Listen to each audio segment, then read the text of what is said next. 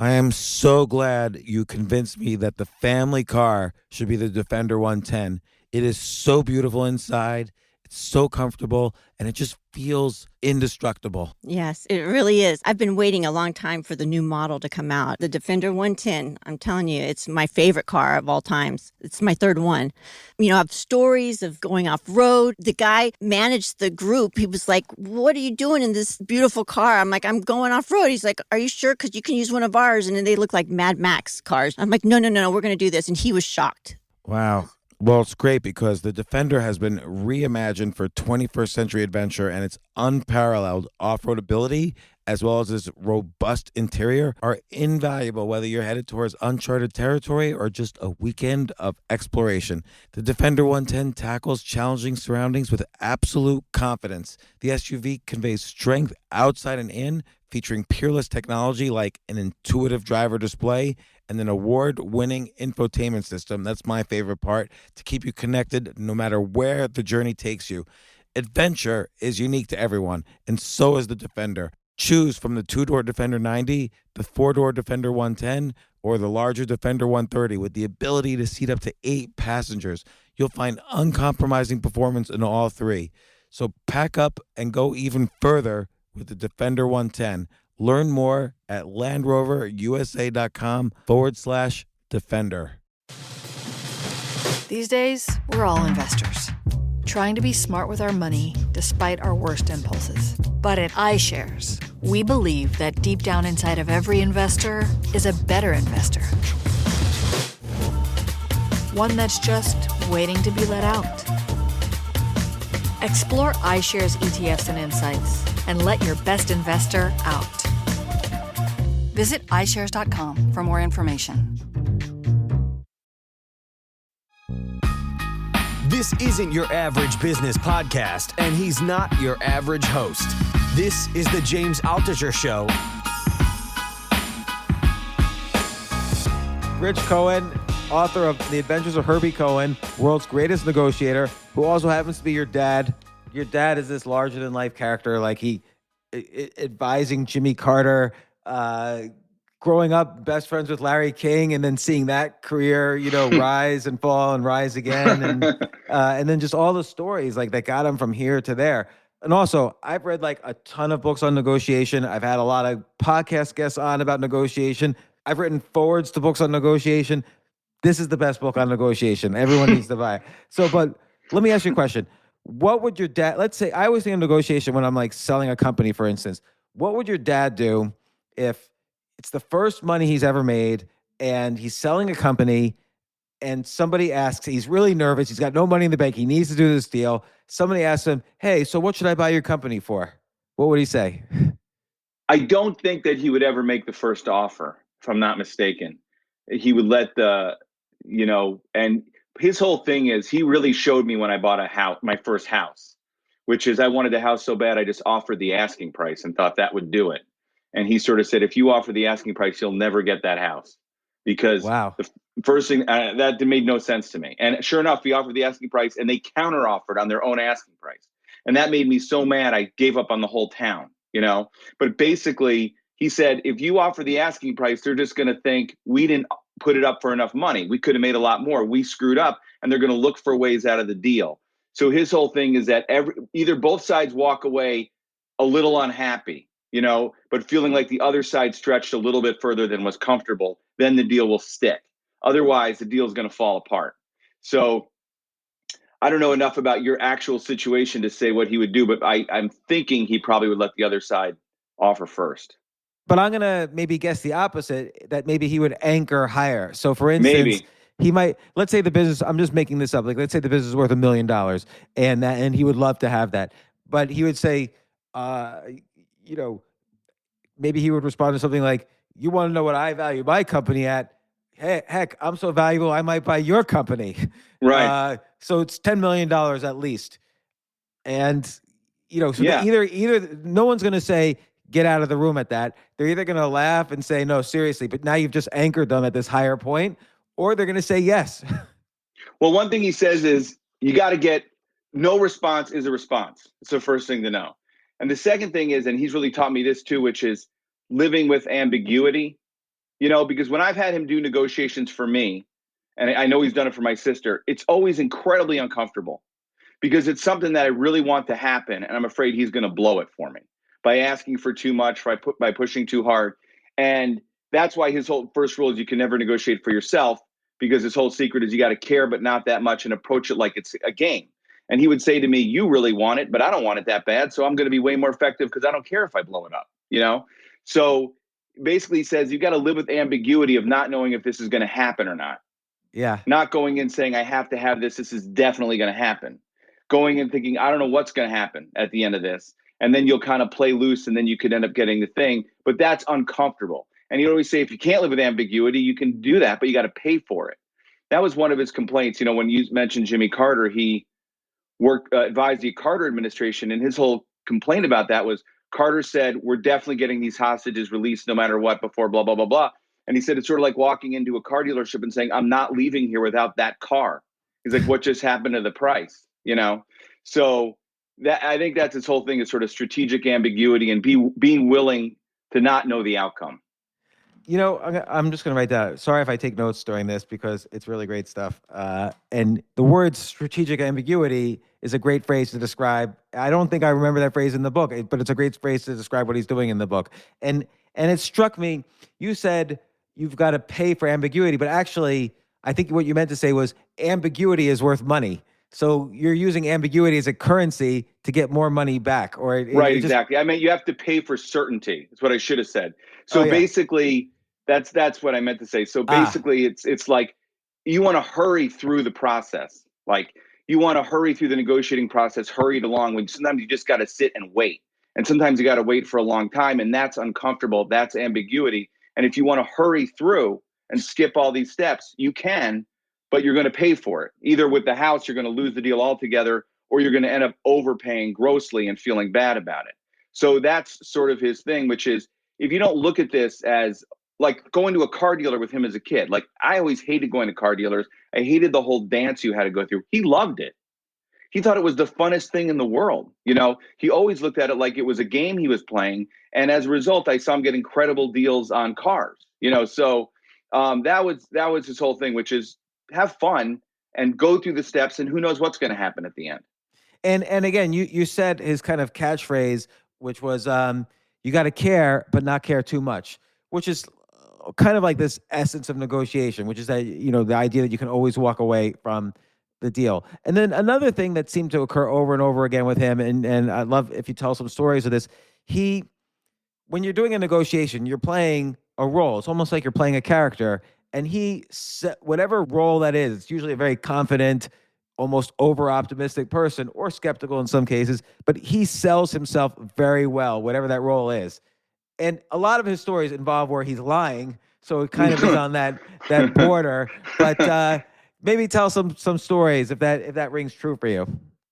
Well, one of the things that amazed me always was he was playing a role, and sometimes he'd be confident, but sometimes he'd act kind of stupid, like he didn't really know what was going on. And whenever somebody got very complicated and tried to teach him something that in a negotiation, he'd say, I don't understand. Can you explain that again? He'd make him say it like a couple times. And he always said the most powerful words in a negotiation are who, ha, and what, and help me. Get the other side to help you. Wait, what's the second one? Huh? Yeah, who, he'd write them down on a blackboard. Who, question, ha, and why. And you have to know that his best friend growing up, well, one of his best friends was this guy named Hoo-Ha, because when they would ask him a question, he was kind of stupid. He'd say, who? And they'd repeat it. He'd say, huh? So that was his nickname. So he's always going around as, that was how he saw the world, basically just grunts that would forward the action along. So who, huh, what, and what's the fourth one? And help me, because he said the people that are your opponents will actually help you. You can get them to help you, and one thing that he did teach me that I always think about is if you're working on something and you see it like not happening in politics, which is if you get the other side to help you put something together, they will then have a stake in making it succeed. So right, it's like the Benjamin Franklin trick. Do you know that trick where he was a young guy, he was in the Pennsylvania State Assembly, and he had an enemy. He knew the enemy had a big book collection, so he goes up to his nemesis and he says, "Can I borrow XYZ book?" And the guy was surprised, but gave him the book, and then Benjamin Franklin read it and returned it a week later. Actually, I don't know if he read it. He returned it a Right. week later. And then the guy never gave Benjamin Franklin a problem again because his brain thinks, oh, I'm the type of person who lends Benjamin Franklin Right. books. So I that's had, called the I Ben had, Franklin effect. yeah, no, that's like, and that one of his things is like to understand the price, you have to understand the player, which is understand what other people care about, and then you'll understand things why things are costing them. And Yeah, yeah. He said you're right. He says that in the book, your dad, that in order to, you won't know price till you know the player. right. So it doesn't make any sense like what this price is. Like, for example, back to houses. I grew up in a house in Illinois. My parents put it on the market my dad didn't want to sell it. My mom wanted to sell it. My dad put it on the market for $1 million, which was ridiculous. Okay. My best friend growing up moved into the house, was wearing my father's clothes around town for several years while that house was on the market. But eventually the market rose and rose and rose, and somebody gave him $1 million for it. So basically that price of $1 million only made sense if you knew that this guy really didn't want to sell the house. And if you start from there and figure out why he doesn't want to sell the house, you can get him to come down. And he didn't want to sell the house because he didn't want to deal with all the stuff in the house, which is like the problem that, and throwing all that stuff away. So he used to say he didn't want to make my friend Mark homeless, basically, but for whatever reason. So I think that, and there's another, because you talked about authority. One of the things he always talked about was negotiating at department stores, because people think it's impossible to negotiate at a department store. And he'd say that the prices would be in these giant block letters, as if placed there by God, as if written in lightning. And how could you question the price, And especially when he was starting doing all his stuff, negotiation, it wasn't like it is now. There's all these books. He wrote one of the first big negotiating books. It was like considered kind of like haggling. And there was something gross about it, And his whole thing was, you're negotiating all the time, no matter what you call it. It's just how you get through the world. So the thing he said about those big signs is you have to realize that it's a product of a negotiation. It was that price is basically arbitrary, and it's a bunch of people sitting in a room just arguing and setting a price. And he'd say it like it's a mathematical formula. Anything that's a product of a negotiation is itself negotiable. So that always gave me incredible confidence when I'd go into any kind of car deal or anything. I'd look at that price and know that price is made up. There's nothing set about that price. That's fascinating. I like that. Everything that is a product of negotiation is negotiable. Of course it is. It makes perfect sense now. Yeah. And everything is a product of negotiation. Right. Like most things. And all the way back to the Bible, you start by telling stories about the first negotiation being Abraham negotiating with God not to destroy Sodom and Gomorrah if he can find, whatever number of good men. And then he gets in a back and forth, well, how many good men do I have to find? And then he basically entices God into a negotiation. Then it's just about setting the price. That's funny. It does remind me though, like I know some people who recently bought a house, and we were just having a conversation, and they say to me, oh, and the value of our house has gone up. We got this email about real estate trends, and now our house is worth 15% more. So and they name the number. And I'm like, how do you really know that though? Like, is someone going to buy your house for that right now? And they're like, well, if we put it for sale, they would. But you don't really know that. Nobody can determine the value of most things. It's impossible to determine the value of. Yeah, you don't know that. You don't know what no matter what, if your house goes up and everything else has gone up too, then it's just kind of an illusion. Yeah. So you get 15% more, but then you pay 15% more.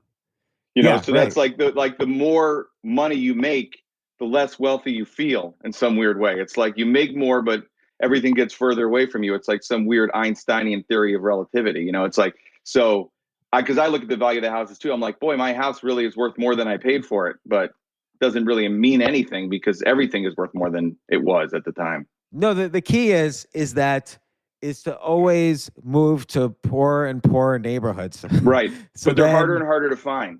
Yeah, that's true. Oh, but do you live in New York right now? No. Oh, okay. Then it doesn't apply to you. New York, if you're coming from New York or San Francisco, you have like Kryptonian money because your dollar goes further every place else on the planet, basically. Yeah, well, that happened to me. I live in Connecticut, but not right outside New York, kind of more towards the center of Connecticut. And when we moved out of New York, like now 20 years ago, I so overpaid because I was so used to that other market. It's like when you come out off the highway and you're going like 75 miles an hour down a little road, And I got completely taken, because my whole sense of the market was completely skewed by New York and the immediate suburbs. Didn't your dad help you? No, he really didn't. Actually, we had a huge fight because he didn't like where I was living. So I kind of had to do it on my own. And he really wasn't involved at that point. He was too busy saying that he was right about the town I had chosen.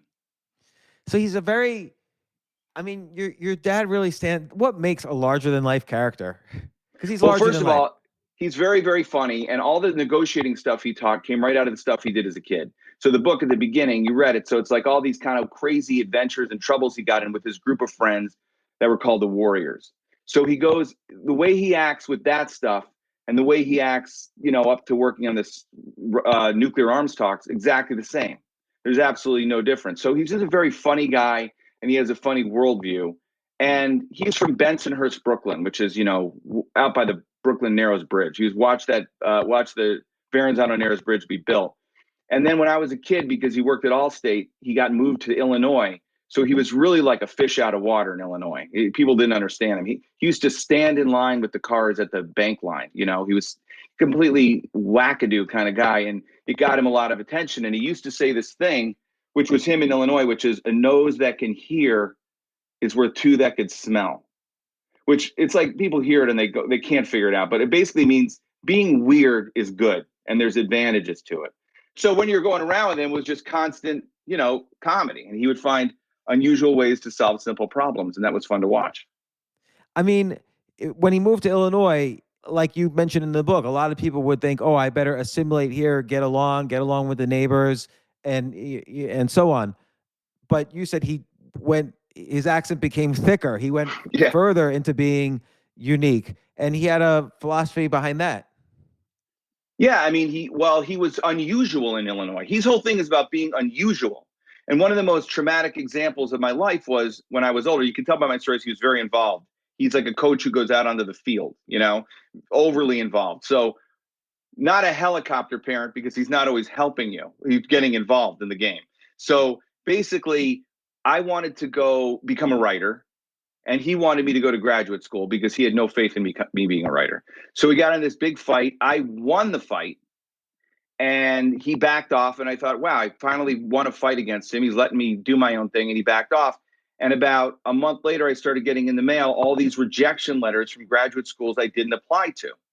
He applied in my name. Now, that was okay. That was nuts. But he had me apply to MIT and Caltech. I am terrible at math. And I had only taken one math class in college called the Fundamentals of Math. I think we made it to division and didn't go any further than that. So I said, what were you thinking? How could I get into MIT or Caltech? He said, when they see your application, they're not going to believe it. Every application they get from some genius kid somewhere, and your application is going to come and they're going to think, we need a guy like this. This is a nose that can hear, And basically these people at these schools are used to being around. They're used to always being the smartest people. Now they're going to be around people just as smart as them. They're going to need somebody to feel superior to. That can be you. That was his philosophy, basically, for me getting to school. That is very true. And, before the podcast started, we were talking about different technologies that were better that didn't win. And the obvious example is VHS Betamax. But we started off talking about BlackBerry, how in 1999 or 2000, that was the best phone out there. And it doesn't even exist anymore. It lost horribly. Right. And I always think, and what you're saying about him describes this, I always think it's better. You don't want to be just 10% better or 20% better than everyone else, because nobody could tell what that means. Like the MIT admissions office can't tell which genius is 10% smarter than all the other geniuses, but they could tell if someone's unique or different. Right. That was his thing, I guess, about being unique and being different and standing out and differentiating yourself. His whole thing is about differentiating yourself. And he now talks about it to my kids who are applying to college, which is you have to differentiate yourself so you stand out. Otherwise, you just, fade into the thing. And the other thing that he always said, which goes with the VHS Betamax thing, he used to say, talking about books, he'd say, I'd rather have a mediocre book and a brilliant salesman than a masterpiece and a garbage salesman. And I really see that that's true. He would always say that life is like 90% marketing. So yeah, you see it with these books that fail, books that succeed. It doesn't make any sense. And it's usually because some kind of marketing. Yeah. No, it's interesting about the college thing because this is a perfect area to try it out. Like I had one daughter, I don't know if she'd want me to mention her name, who she applied everywhere. She didn't get into any school at all. And because admissions is a crap game, like who knows? So I signed her up for race car driving lessons. And so she took a year off. She took these race car driving lessons, became a licensed race car driver, competed in a race. Then when she applied, she got into every school. So just that one That difference. is the Herb Cohen method, exactly. Which Oh, I'm is, glad. I'm I doing the mean, I Herb Cohen would method. totally approve that.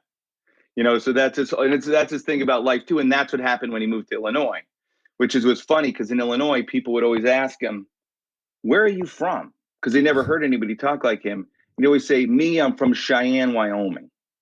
He say all the time. He would give me the joke, and they'd say, "What do you do for a living?" You go, "I'm a Presbyterian minister." And many years later, I interviewed Alan Simpson. I don't know if you remember Alan Simpson was senator from Wyoming. Yeah, I was actually. doing a profile of Larry King. And I said to Larry for Rolling Stone, I said, "Who should I talk to about you?" And he said, "Call Alan Simpson."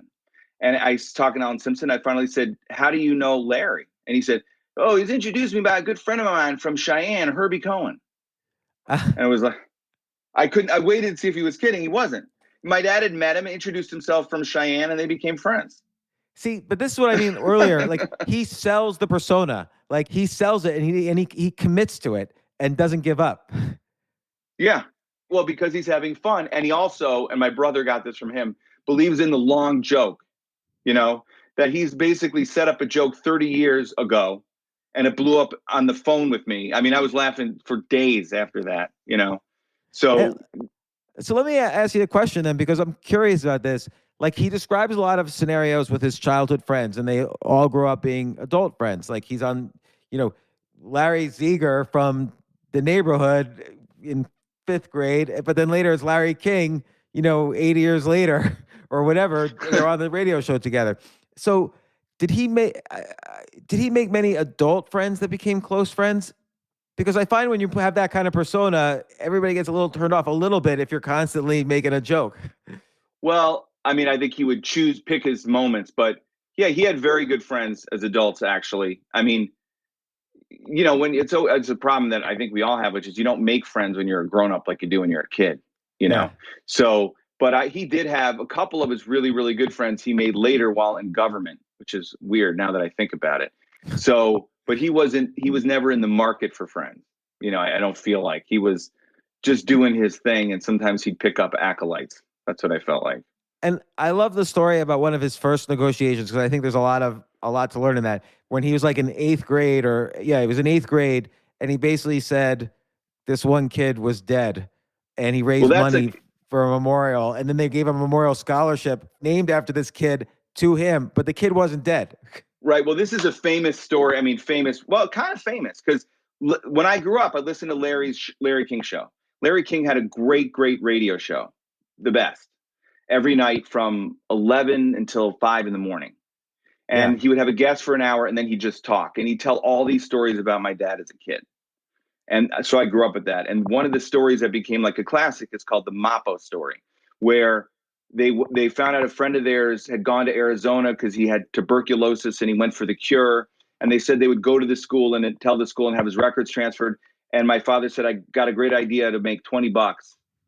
We'll go, instead of telling him Mappo's in Arizona, we'll tell him Mappo's dead. And we'll go from class to class and raise money for a funeral wreath." And they did this. They got the money. They spent the money at Coney Island. And then at the end of the year, the principal called him in and said they were starting an award called the Gil Mermelstein. That was Mappo's real name. The Gil Mermelstein Memorial Award, given out to students of a surprising public service or something. And the first award was going to go to my dad, Larry, and this other guy that was with him named Buzzy Abadi. And they're all freaking out, Larry and Buzzy. And my dad is like, "That's okay because we'll get the award. And by the time Mappo comes back, we'll be in high school." They're at the end of junior high school through ninth grade. And no, what are they going to do? We'll be outside his jurisdiction. So the story is there's a huge assembly. Their parents are there. There's a reporter there from the New York Times. And that day, in the most miraculous recovery in tuberculosis history, Mappo's got better and he comes to school for the last day of school.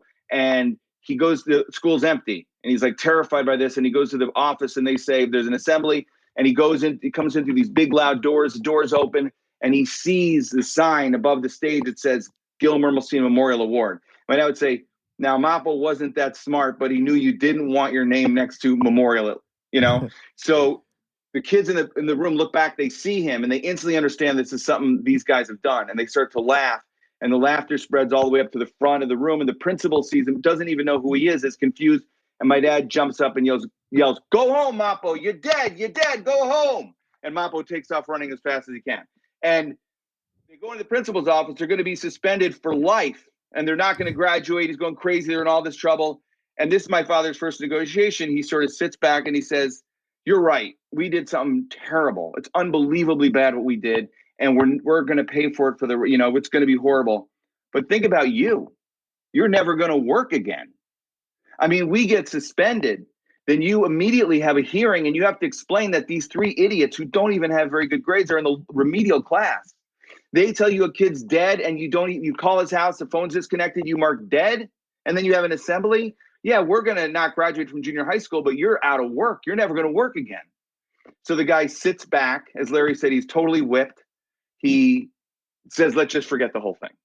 You go to class, we'll forget the whole thing." And that was really a case of my father learning to understand the price. You got to understand the player.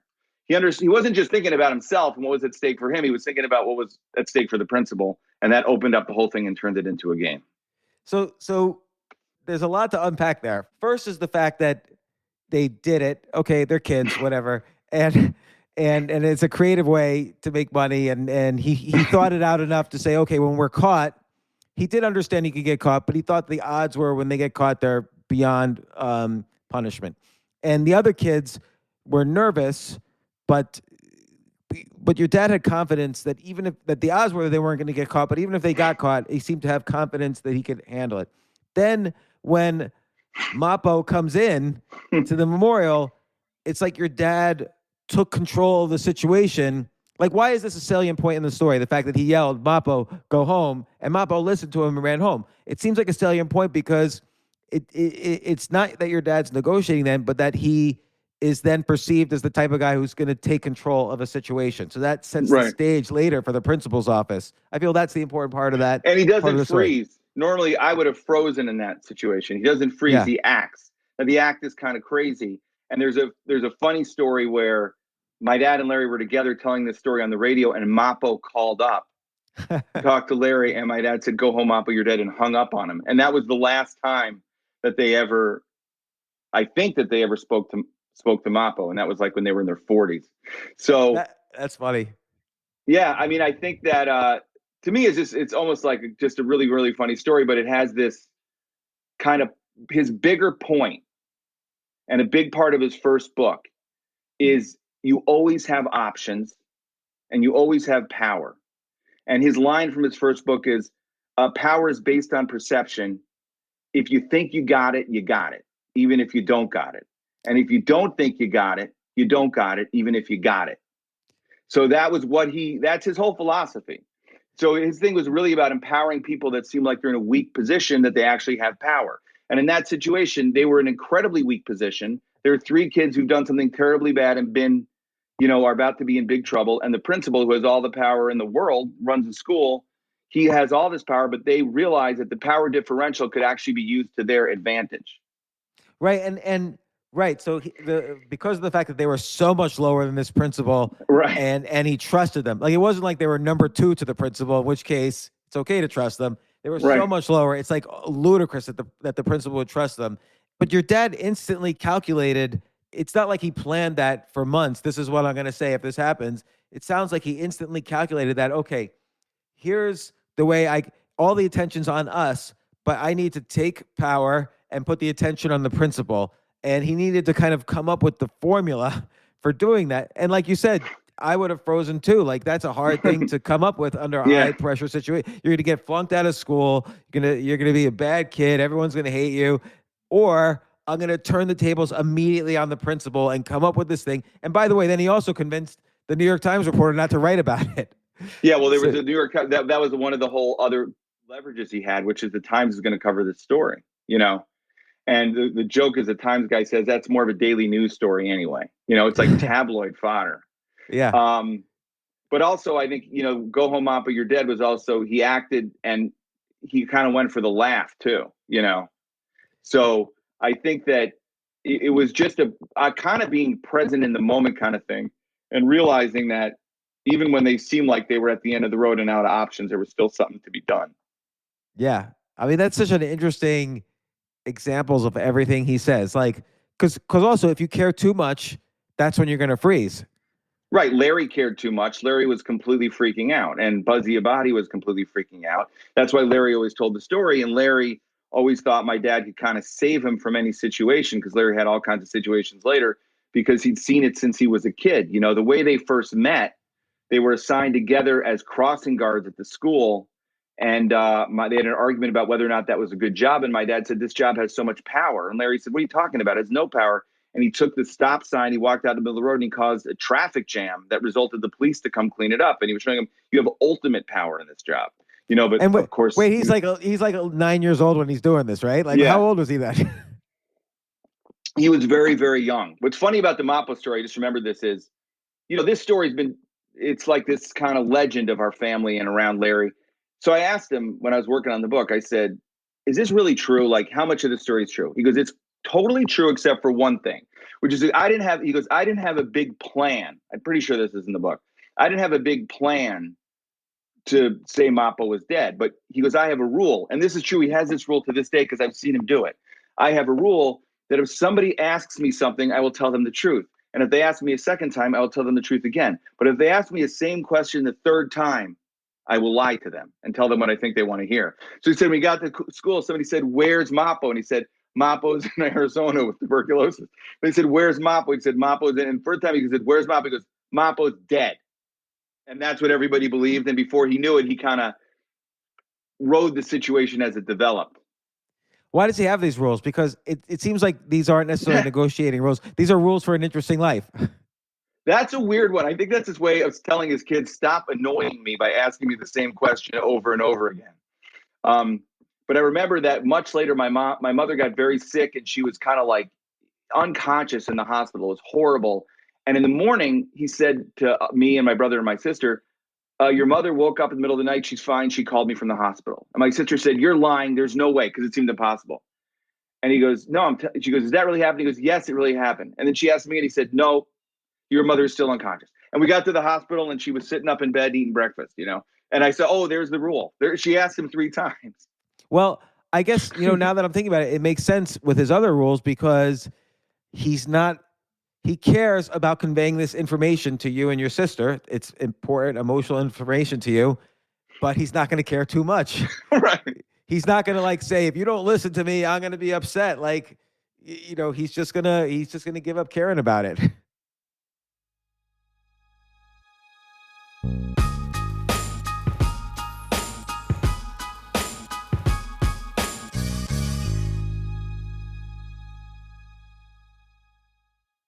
Oh my gosh, I love these clothes. Mizzen and Main. That's Mizzen and Main. It really is the most comfortable work clothes. Travel clothes. I had to travel this whole week. I'm traveling for a week and a half, and I just took Mizzen and Main clothes with me. Close out 2023 in style with comfortable, breathable, packable, and machine washable pieces from Mizzen and Main. As you wrap up your year-end goals, enjoy a Mizzen and Main dress shirt that you can wear confidently. I like that they've very, very just nice, solid colors. I don't really like to get all fancy in patterns and everything, although they do have some pattern shirts, but very comfortable clothes, stretchable pants. It's just super comfortable, but they look professional, and you can wear them casually or professionally. I like some of their flannel shirts or untuck shirts. I love untuck. I never tuck in. So again, whether you're shopping for a special someone or giving yourself the gift you really want, I just buy myself gifts. Mizzen and Main is the perfect gift for any guy who works, travels, and or cares about looking and feeling great. As you could tell by my many photos across the internet, I care about looking fantastic. I'm practically a model. And let's be honest, every guy loves to look great. So again, Shop now at mizzenandmain.com and save 20% when you spend $130 or more using promo code James. That's promo code James at Mizzen and Main, Mizzen and Main.com.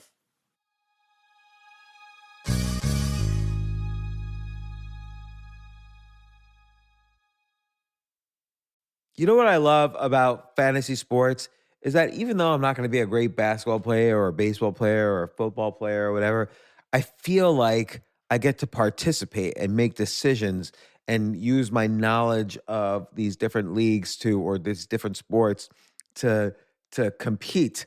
So it's like I can pick my team or I can pick my favorite players and I could use my knowledge to make predictions and maybe even make money. So with the basketball season here, you can now pick combo projections across football and basketball from the Specials League on Prize Picks. This is a league created specifically for combo projections that include two or more players from different sports or leagues. Want to play alongside some of Prize Picks' favorite players like rapper Meek Mill and comedian Andrew Schultz, who's also been a guest on this podcast, and I've been a guest on his? You can now find community plays under the promos tab of the app to view entries for some of the biggest names in the Prize Picks community each week. Look, Prize Picks even offers a reboot policy so that your entries stay in play even if one of your players gets injured. For football and basketball games, if you have a player who exits the game in the first half and does not return in the second, that player is rebooted. Prize Picks is the only daily fantasy sports platform with an injury insurance policy. What? So I love playing it. I love anywhere where I can use analytical ability with my interests to demonstrate some skill and maybe make some money. And I like the game-like aspect. I do wish they had chess as a category on prizepicks.com, but I'll settle for what they've got. Maybe I should make my own fantasy chess league. But in any case, I love Prize Picks. Go to prizepicks.com/James. Use code James for a first deposit match up to $100. That's the easiest $100 you're ever going to make. So that's prizepicks.com/James and use code James. Daily fantasy sports made easy.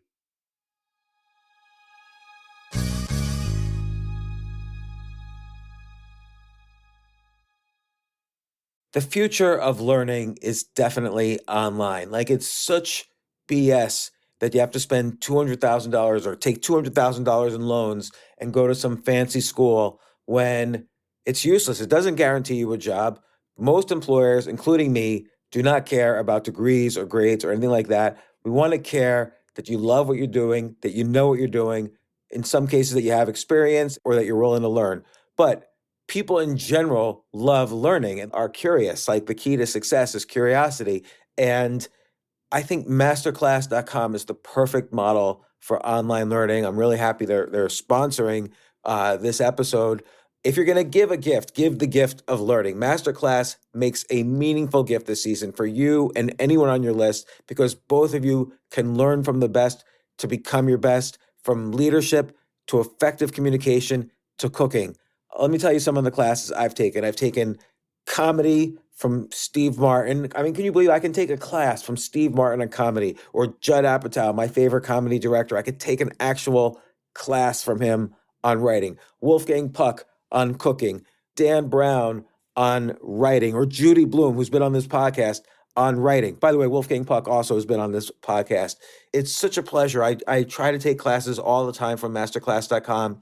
And whether you're watching Masterclass on TV or listening in audio mode in the app or on their site, the quality speaks for itself. It's like these Masterclass instructors are your own personal mentors that are going to help you reach the next level.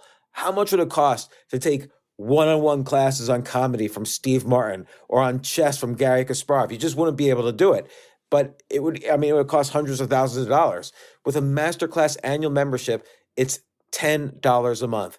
Memberships start at $120 a year for unlimited access to one-on-one classes with all 180 plus Masterclass instructors. So it's not just $120 for one instructor. You get all 180 plus Masterclass instructors. Boost your confidence and find practical takeaways you can apply to your life and at work. And if you own a business or are a team leader, use Masterclass to empower and create future-ready employees and leaders. That's the real education in today's world. So this holiday season, you can give one annual membership and get one free at masterclass.com/JAS. JAS, of course, stands for the James Altucher Show. So right now you can get 2 memberships for the price of one at masterclass.com/JAS. Masterclass.com/JAS. Offer terms apply.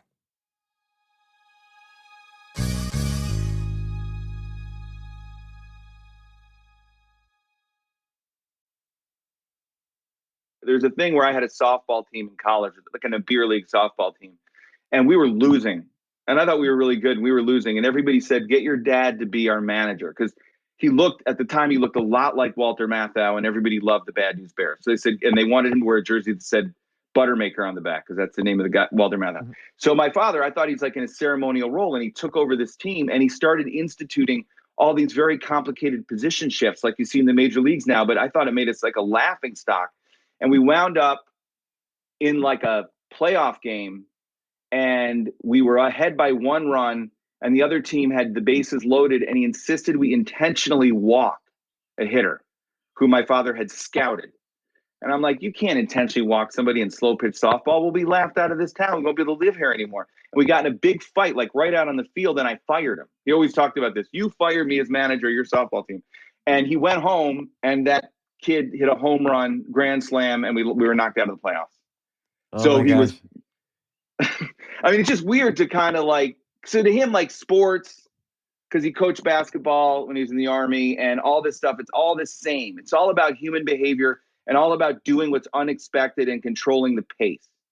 So his thing with the basketball coach is you can beat a great team with a good team if you dictate the pace of the play and you frustrate people, you know? So how do you do that? Like in basketball, but now I'm thinking about other situations. What's some good methods for doing that? Well, you don't necessarily return phone calls right away. That's no problem. He had a rule. Yeah, you wait. You let time work for you instead of against you. That's the ambiguity, you know? And he did this whole funny thing a long time ago, so it's not exactly, maybe it wouldn't work exactly like this, still would, which is he did a whole thing on telephone negotiations. And one thing he did was about hanging up on yourself. Like you never hang up on another person when things are going bad, but you'd hang up on yourself. And he did a whole demonstration how, well, that's very interesting what you said. I'd like to click and cut yourself right off the middle of the sentence. And I have done that. That actually works because no one thinks you've hung up on yourself. They think the call just dropped. So that was all about, you know, he had the rule: time, information, power. Those are the 3 things that you need. And information is very important. That's knowing about the other side. And power you always have, even if you don't know it. And as far as time, that's about controlling the pace. And one of the things he always said that I always think of is that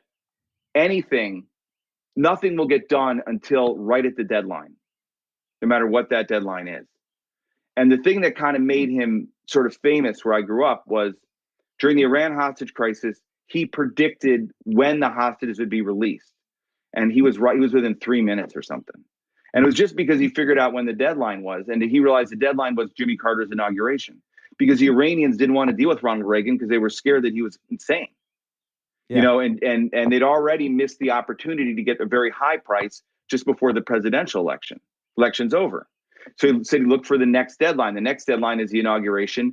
They will release them 1 minute before the inauguration, and they released him 2 minutes after, I think, something like that. It's crazy. So one thing he says, though, is that, you know, even if you don't have power, have the perception of power. And I think that's not so easy for people. Like, and he clearly pulled it off being an 8th grade student in trouble against the principal. He gave off the perception he had more power than the principal. And of course, in all these stories you're saying, like here he is telling, you know, giving Jimmy Carter and Ronald Reagan advice about the hostage crisis. But like, for someone who doesn't understand this, like, well, I don't have any power. How do I get the perception of power? Like, how do you create the perception of power? Well, you have to realize what the leverage points are on the other side. So to understand that, you have to understand the other side and realize that basically how you present yourself is how people will accept you. So another story like that is when at the Democratic convention in Madison Square Garden, because this amazed me when I was a kid, he told Larry, I'll meet you inside on the stage. And Larry said, there's so much security, they'll never let you in. And there he was. He showed up. And I met a reporter had seen what he'd done. He basically walked up to the security guard with a notepad and a pen and started asking him a lot of questions about when's your shift start, how many people are on, and he convinced this guy somehow that he was his supervisor just by asking him a lot of questions, then said, you're doing a great job, it will be noted. And the guy just let him walk on by and say thank you. And that was just about sort of pretending like he had power, you know? Okay. So I read that story and I have some questions. Okay. One is, what if the guy was like, I'm sorry, who are you? Why am I answering these questions to you? Like, what if this guy tried to assert his own power? What's the next power technique? If it didn't work, I don't know exactly what he would have done. That's about not being connected to the outcome, which is I'm sure he would have improvised in some way. You know, Yeah. I'm not him. And so I can't say exactly what he would have done. But what I liked as a kid, as far as parenting goes, he never felt like you were beaten. There was always an option. There was always something to do. And as far as how do you project power, you just realize that you have power. One of the ways you have power is you get people to invest a lot of their time, and then they want to have a good outcome. So one of his really basic things is he called it the nibble. When you go shopping for a suit and you spend a lot of time with the salesman, get him to spend half his day with you. And then he'd say, then when you're standing on the thing, getting it, measured to be tailored for you looking in the three-way mirror, you turn to the guy who's writing up the sale and say, what kind of ties are you going to throw in with this? And the guy's like, oh, I've just spent 3 hours with this idiot, and now I'm not going to get this sale if I don't give him ties. I'm giving him ties. And I know that works because I've done it. You got power if you think you have it or not. That's the big lesson. That's so fascinating because I guess at the end of the day, no matter what your label is, like principal or boss or store or whatever, those are just labels. And at heart, we're all kind of these mildly insecure humans. Right. And those titles you're talking about, they're also products of a negotiation. It's the same thing. The same thing is that none of this, he'd always say, unless God put it there, you can't negotiate. You can negotiate it. His book was called You Can Negotiate Anything, unless it was placed there by God. But then he goes on to demonstrate how you can't even negotiate with God.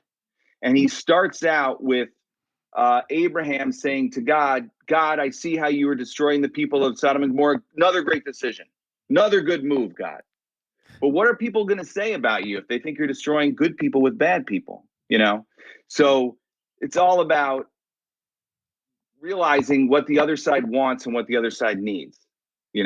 So it's interesting because his whole belief, and still belief is, because my father's alive, is like he's one of the people that coined the terms, or possibly coined the term, win-win negotiation, which is both sides can win. It's not a zero-sum game. And to get what you want, you got to help figure out what the other side wants and get them that. And you end up somewhere in the middle. And just the idea of you have to let the other side that you're negotiating against save their dignity, not be humiliated, and be able to feel good about themselves in front of their kids. And if you don't do that, the deal's going to fall apart. Yeah, because think about it. And let's go back to the Democratic National Convention again with that guard. Like your dad says, everything's a negotiation. So he wants to get past the guard. And now he can either run and outrun the guard, in which case the guard's going to feel bad if your dad succeeds, or it's just going to be a huge mess for everyone. Right. Or what he did was he created a scenario where this guard feels like his supervisor approves of him. So he feels He complimented pride. him. He said he's doing a great job, and he patted him on the back, So, and the guy. Oh, go ahead. No, and the guy felt good about it, and my father knew he wasn't going to be chased or something like you're talking about, like he was in. And it's also interesting, the things about time, information, power, because if you think about it, those are also currencies. Like you spent your time, like in the case of the suit salesman, you already spent your time on me, but you haven't gotten anything yet. So you're going to really feel, if you spend $1, you want something for that dollar. So this guy spent time, and now he's waiting to get something. So the negotiation was already unfair because the way the salesman situation is set up is that you don't get anything until you spend the time. Right. So your dad takes advantage of that no one else takes advantage of. Well, that's also, a lot of people wouldn't want to do that. They just want to go in and buy the suit. One, maybe they find it's embarrassing to ask for something like that. Maybe they makes them feel bad, like makes them feel cheap. Maybe they're bored and they don't want to do that. But see, that's his whole thing. Like if you approach life like it's a game, then you'll play better and you'll actually be more successful. And that's him, approaching life like it's a game. And he had fun doing those things. I mean, did you ever see him in a situation where he really did want something, so he had to give up too much time or information or power more than he was comfortable with? I really never did. I mean, except, in a situation where you're in the hospital, like when my mother was sick or something, that's a different kind of situation. Yeah. Because here you really want something and you're completely at the mercy of other people and whatever. That's no one's ever can master that situation. It's not masterable, I don't think. But as far as things out in the world, I really do believe his thing is the secret to life is to care, but not that much. And it's about detachment, And he always used to say to me that in this world, we all rent. No one owns. So behave like a renter. Go ahead and, trash the place, basically, I mean, not really, but he never got attached to, and it drive me crazy because I would want something and we would end up not getting it, when I was a kid, because whatever, it didn't work out. And he never really seemed to care about that. It was always just about the sort of game and then his thing was always, if you don't get this, you'll get something else and it will be better. Always. Yeah. And, I think that's hard. This is something I've only realized maybe very, very recently, where I feel like I've done tons of negotiations in my life, but I had to fake not caring. Like I really cared about all of them. And it was very hard to not care. And Yeah. then this kind of detachment, this idea that, I mean, I've seen it enough where I didn't get what I wanted and it ended up being for the best that now I ride with that a little better, but I couldn't at first. Well, that's why you have somebody else negotiate for you usually. That's why we all have agents and stuff, because if we negotiated for ourselves, we would agree immediately to the worst possible terms, because we care way too much and want it to happen. Right, but that's in like high stakes situations where you have an intermediary, but like your dad said, everything's a negotiation. Right. So in your life, where have you seen you use these ideas, even like a little bit? I've seen him with a car. For sure. I mean, I have to buy a car like every 5 years or something. And always, if you go into the car dealership and you know how they sell the car, now it's a little different because of the internet, but it's basically still the same. And basically they're trying to tell you that a price is a price, and that the price isn't the price. You know what? You deal with it with college, with your kids' tuition, which is when you hear these tuitions at these schools, you can't believe it. But you realize that's like a sticker price. Very few people pay that price because no one could afford it. The schools would be empty. That's all a negotiation. That's all about differentiating yourself and saying, well, what if my kid, takes a job and works at the school? Can that be part of the tuition? What if he helps a teacher teach a class? There's all these kind of ways to negotiate. And if you get more than one school making you offers, then you can bring down the price by getting them to compete with each other. One thing he said that's so interesting to me is he said, don't look at yourself as somebody buying a product. Look at yourself as somebody selling money. You're the one with the product. The product is the money, and they want your money. Yeah. So that's a good way to look at basically, it. yeah, you see it. You really see it when you're dealing with colleges, because that's one of the most, if your kid's going to go to college, that's one of the most expensive things you have to deal with as a parent. I have a bunch of kids, and it's like, but then you have two kids. Now, if they both go to the same school, you can do like a package deal, So when he talked about buying washing machines at Sears, he'd say, for example, well, say to them, what's the on sale price? Even if it's not on sale, everything was always just on sale or just about to be on sale. You'll definitely get that price. Say, what if the machine is blemished or it's a floor model? And then he'd say, if there is no blemish, think of creating a blemish. And then he'd say, what if I buy 10 of these? What's the price if I buy them in volume? And all these different ways that you can, get them talking and get the price moving. So I found it's very empowering. That's this whole thing. Because mostly you go into these situations feeling like you're just a victim of circumstance, and it's scary. And when you sort of know that you can do stuff and that there's moves you can make and that it's never really over, as long as you get there before the meeting ends, you're not late. That's something else he used to say. Oh It gives yeah, you a sense that of was a great power. one. Wait, say that one again. I like that one. As long as you get there before the meeting's over, you're not late. You know? Yeah.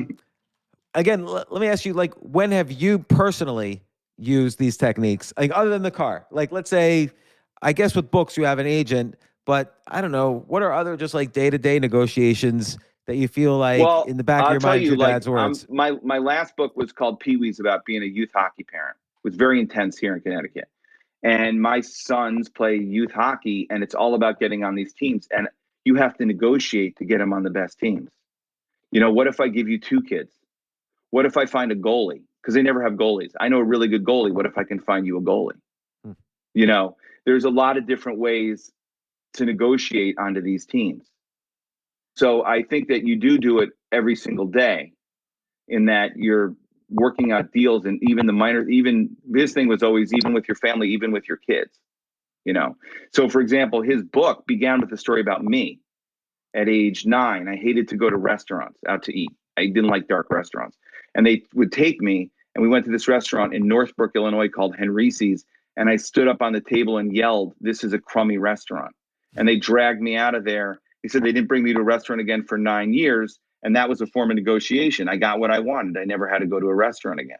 And the thing is that you're negotiating, you know, with your husband, with your wife, with your kids all the time. And you just got to realize what's happening, and then you can sort of be in control of that. Well, it sounds like a little bit in here is, if people don't know if you're insane or not, it's easier to negotiate. So like for instance, with the Iranian hostage negotiation stuff, people didn't know if Reagan was, and the Iranians didn't know if Reagan was totally crazy. They didn't know what he was going to do to them if they didn't release the hostages. And with you on as a 9-year-old standing on the table, if they ever take Yeah. you to a restaurant, they don't know if you're just going to like flip out and just like destroy things. Yeah, that's a whole, he has a whole, there's like the Soviet style, then there's the crazy man style. You know, the problem is it's hard to build long-term relationships as the crazy man. And look, we haven't had a long-term relationship with the Iranians in a long time. So, but his thing was that, I mean, he was part of the people that advised Reagan that he should make this statement where he said, "You don't negotiate with barbarians." And we know that that's because later on he was involved in negotiating with the Iran Contra with them. I mean, illegally. So, but at the time, that was seen as a way to motivate the Iranians to negotiate with Carter and to finally get the hostages released and start new. So there is always an advantage to being crazy. The problem is it's hard to build up long-term relationships when you're a crazy person. Yeah, and I wonder, like, some things that stop me, like his experience with this suit salesman. I'm just afraid people won't like me. And Yeah, well, that's it. it doesn't even matter if I'm never going to see the person again. I feel like I'm almost too much. I feel like you're either a salesman or a negotiator, and I'm too much of a salesman. I just want people to like me. I'm selling the product of myself, and I don't negotiate so well then. Right. Well, that's something he would say you have to get over. You know, you have to, you know, he always used to say to me when I'd be scared of things, he'd go, like, 90% of the people in the world are morons and schmucks. So forget about that. You know, doesn't matter. They're not thinking about you. They're thinking about themselves. So forget about it. And you want to look at, you know, not necessarily, like, look at the competition here. You're okay. You're not great, but you're okay in this group of people, you know? So, I would think that he would think that that's just something that's part of looking at it as a game. Like if Well, you were not living as yourself, but in someone else's life, you'd have no problem with it. If you had fun doing it, you'd have no problem with it. so you know, you just used the word schmuck, and that reminds me of another story in the book where you're thinking of buying this car, a Honda Civic, and your dad notices that the previous owner it's a used car. Your dad notices that the previous owner had written like his name or his girlfriend's name or whatever on the car, and he wouldn't let you buy it. And you're like, why? It has all the details you said I needed to have in a car. And he says, no, clearly a schmuck owned this car before. So I guess his point there, though, is that if you're buying from a schmuck, the car might have maybe, I assume the point was if you're buying from a schmuck, the car might have hidden things wrong with it that you can't see so easily. Right. And also this car's kind of like, I don't know. It was so funny what he said is he said, I said, this is the exact right car. And he said, you're missing the point. A schmuck owned this car. And I think it was that the car was somehow got bad energy or was cursed. Mostly it was just very, very funny. And yes, the car probably was ridden into the ground and treated like total crap, you know. And he just had a thing about that car. But it was really funny because what one thing he always said is, you know, it's the how versus the what. There's like a theme in the book, which is, you know, we would eat at a restaurant in our town that really wasn't very good. And I said, why do we always eat at this crappy restaurant? He'd say, because they always give us the booth.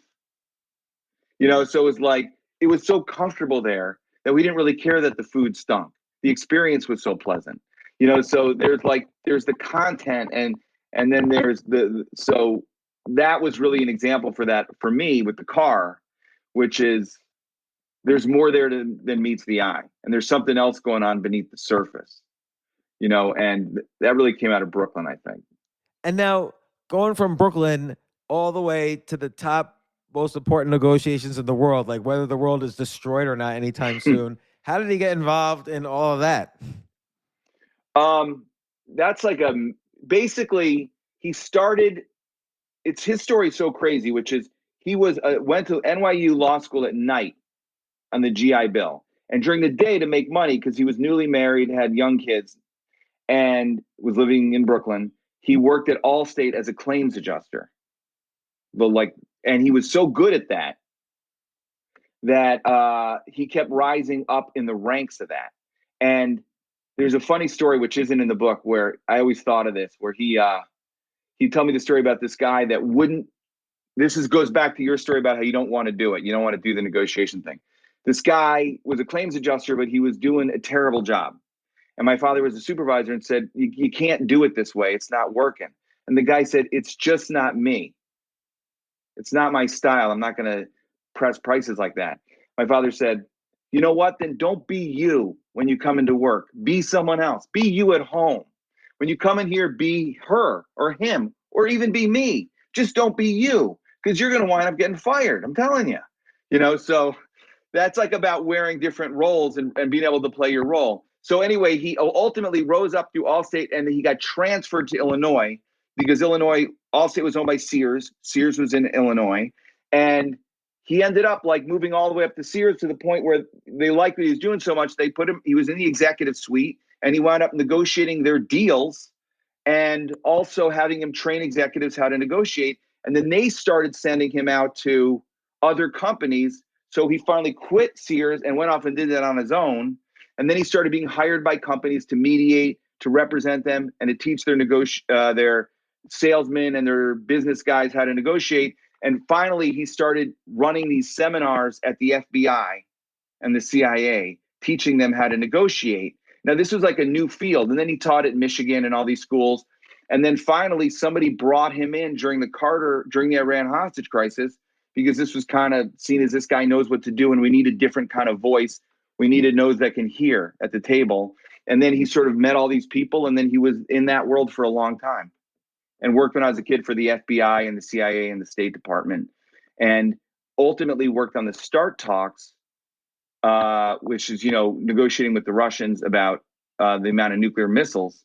But it all amounted to the same thing, which is the what, versus the how. And here's a story that one of my favorite things he always said was sitting on the ground at O'Hare Airport with the flight delayed when I was a kid in November, an early snowstorm. And the guy in the seat next to him turned to him and said, it never snowed this early when Daley was mayor. And that was sort of like, the power of personality in those situations. And so, okay, in the START negotiations, tell me about the what versus the how. Like, how do you navigate that when the stakes are so high? Well, I think he would be a big example of you extend, the parameters. So like what Reagan did, this was when my father was there, when Reagan did, is he offered Gorbachev, let's just get rid of all the missiles, totally unexpected, right? He's going to meet with Gorbachev. I think that was in Iceland. And he said, we'll just get the advisors out of the room and we'll just get rid of nuclear weapons. And that, of course, they didn't happen, right? But it kind of opened everything up. It changed the basic borders of what was negotiable. It made it much broader, and it made Reagan seem slightly crazy, but interesting, and a guy who could do something.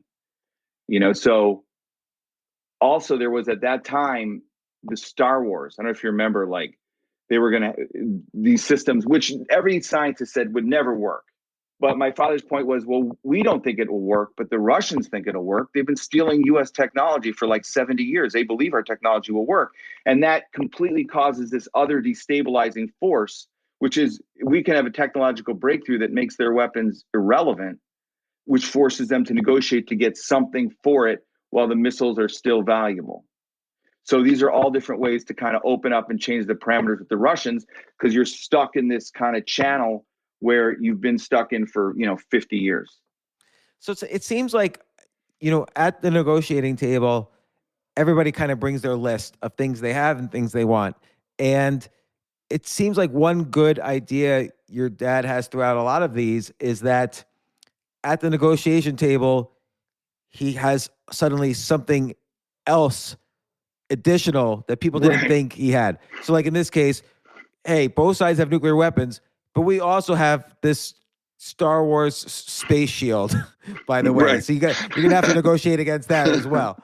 Or I don't know, in the principal's office, he's like, yes, we each have our reputations, but your reputation's more valuable, sir. So we got to negotiate about that first. And Right.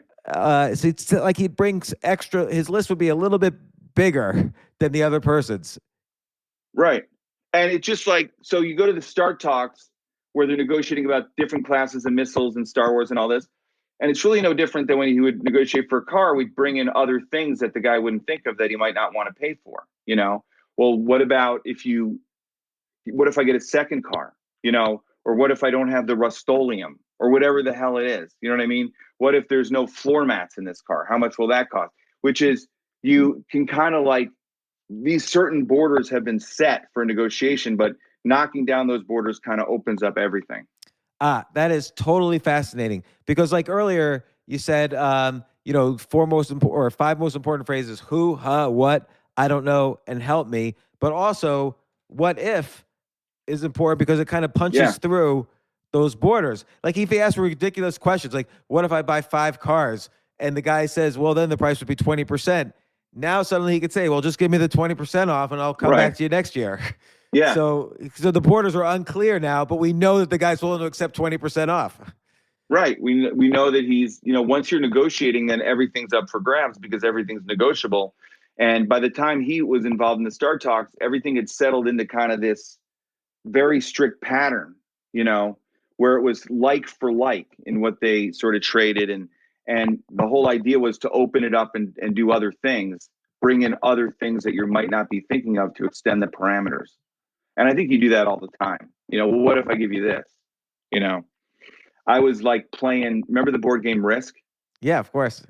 So I was playing with a bunch of friends when I was a kid, and my friend said, I won't attack you if you give me your Snickers bar. I had a Snickers bar. I was like, but that's not part of the game. He's like, it's part of my game. I thought that was like brilliant because I gave him my Snickers bar and he didn't attack me. So you got to see sort of beyond the board, if you will.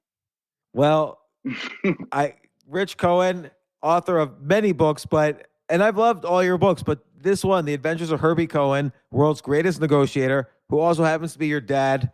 I'm really jealous you have a dad like that. It sounds like a great time and fun stories all the way through, but such great advice on negotiating. And the book is filled with stories. It's not an academic thing like when in this situation, do this, when this, do this. But you absorb the techniques by seeing how this guy, your dad, Herbie Cohen, acts. And then the stories from his being a kid to Larry King to the president to all the stuff. And you have some very kind of personal, emotional stories in there as well. It's just it's a riveting book. Thank you, Rich, once again for coming on the podcast. Yeah, thanks for having me. It's great to talk to you.